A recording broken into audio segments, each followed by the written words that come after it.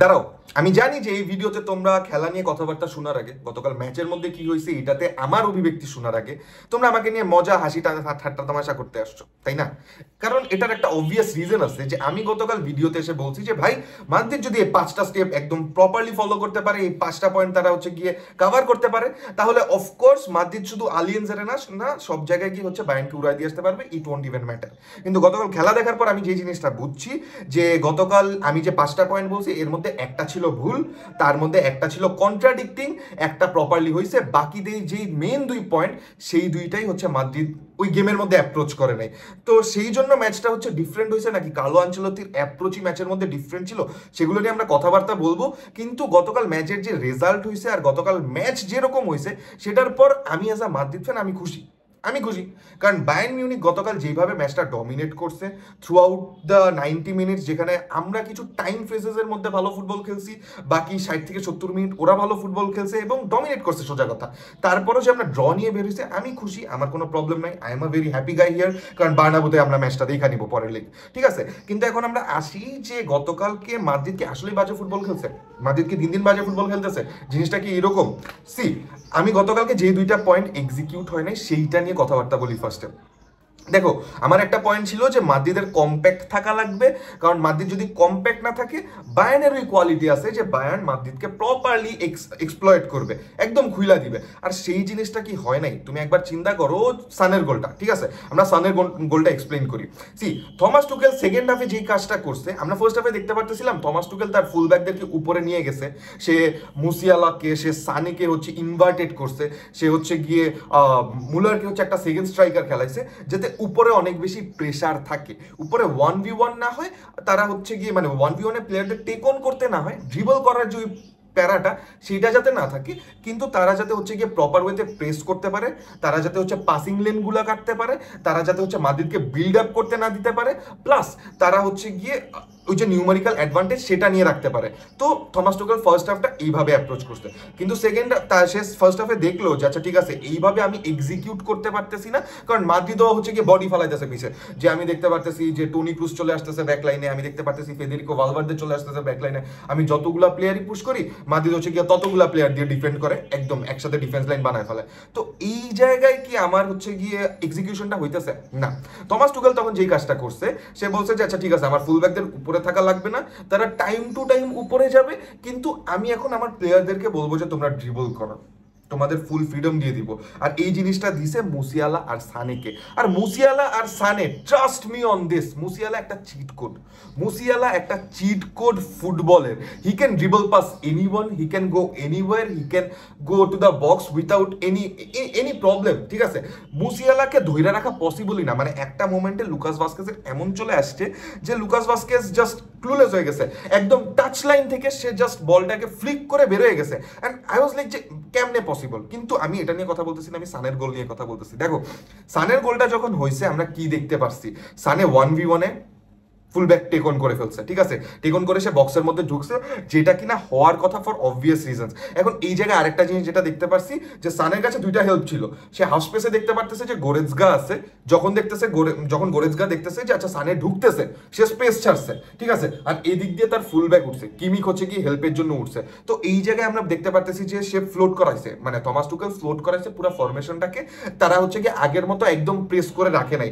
তো এই জায়গায় সানে হচ্ছে কি 1v1-এর যে টেকনের কথাটা আমি বলছিলাম, যে মাদ্রিদ যদি কম্প্যাক্ট থাকতে না পারে, মাদ্রিদ তার ফুল ব্যাককে ফালাইছে, যাও তুমি সানেকে গিয়ে ডিফেন্ড করো, তখনই তো হচ্ছে গ্যাপটা রেডি হয়েছে, রাইট? ওই গ্যাপের মধ্যে গোরেজগাও ঢুকতে পারতো, ওই গ্যাপের মধ্যে কিমিকো আন্ডারল্যাপ করতে পারতো, কিন্তু ওইটাতে সানেই বিট করে, সানেই হচ্ছে কি হাফ স্পেস দিয়ে ঢুকে গোলটা দিছে। তার মানে কি, মাদ্রিদ যেহেতু একটা প্লেয়ারকে কমিট করছে, একটা প্লেয়ারকে ডিফেন্ড করার জন্য, সে স্পেস ছেড়ে আসছে।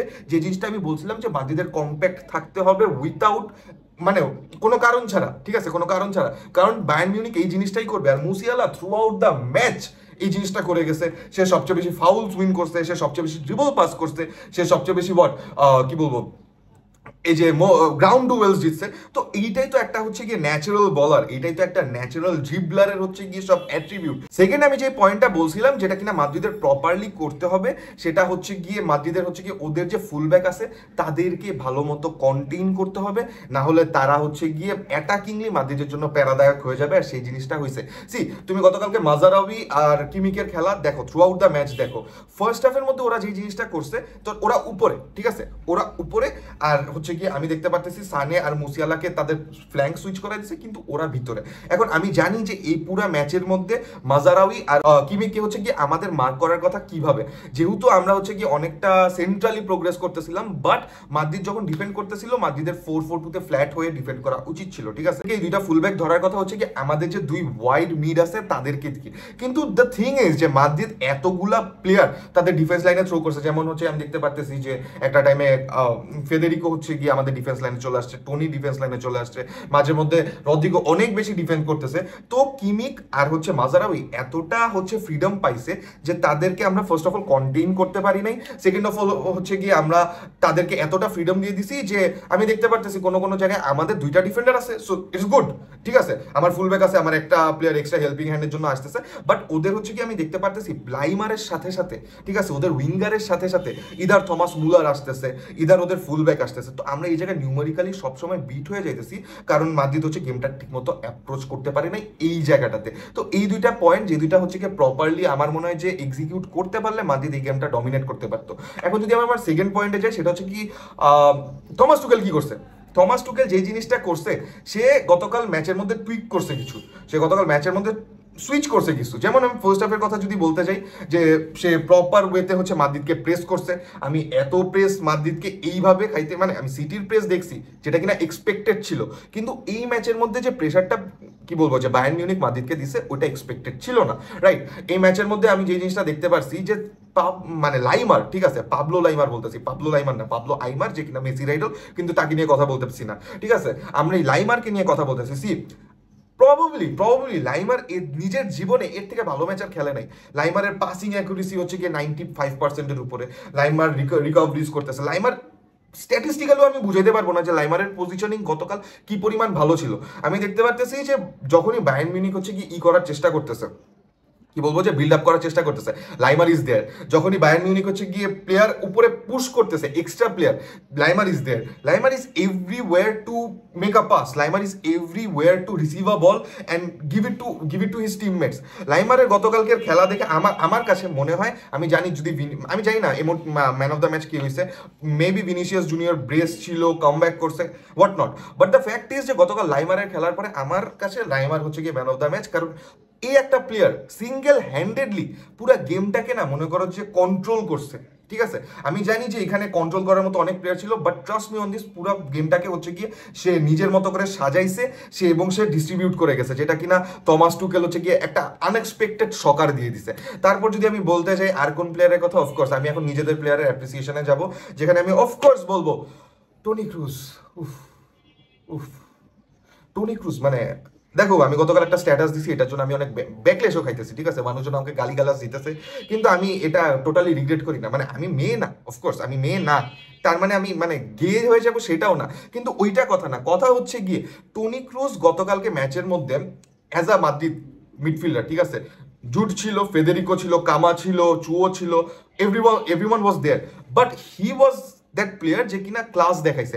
মডরিচ তারপর এসে দেখাইছে কি ক্লাস, যে এই ধরনের প্লেয়ারদেরকে আমরা রিপ্লেস করতেই পারবো না। টনি পুরা ফার্স্ট হাফের মধ্যে যে পরিমাণ কম্পোজার দেখাইছে, এটা দেখার পরও যে মাদ্রিদের মিডফিল্ড কিছু প্রপারলি করতে পারতেছে না। The way he called Vinicius Junior, তুমি যদি হাতের অ্যাঙ্গেলটা দেখে থাকো, the way he called him যে যা, ঠিক আছে, এই জায়গায় রানটা নে, তারপর যে তিনজন প্লেয়ারের মাঝখান দিয়ে পাস ছেড়ে দিছে। আর যদি আমি ভিনিসিয়াসের কথা যদি বলতে চাই, একটা প্লেয়ার মনে করো যে আমি রোনালদোকে অফকোর্স একদম ছোটবেলা থেকে দেখি নাই, আমি মেসিকে অফকোর্স একদম ছোটবেলা থেকে, মানে তাদের ছোটবেলা থেকে দেখি নাই, কিন্তু Vinicius is one of them যাদেরকে আমি পরে বড় হয়ে বলতে পারবো, আমি বুড়া হয়ে বলতে পারবো যে এই প্লেয়ারটার স্টার্টিং কেমন ছিল, তার পরবর্তীতে খেলা কেমন হয়েছে। মানে this guy always shows up in the big games. মানে অ্যালিয়েন্স এরেনাতে বায়ার্নের সাথে খেলা, বায়ার্ন পুরা ম্যাচ ডমিনেট করছে, বাট মাদ্রিদ এসে হচ্ছে গিয়ে কি বলবো যে মাদ্রিদে ভিনিসিয়াস আছে যে কিনা বেস্ট স্কোর করে দিচ্ছে।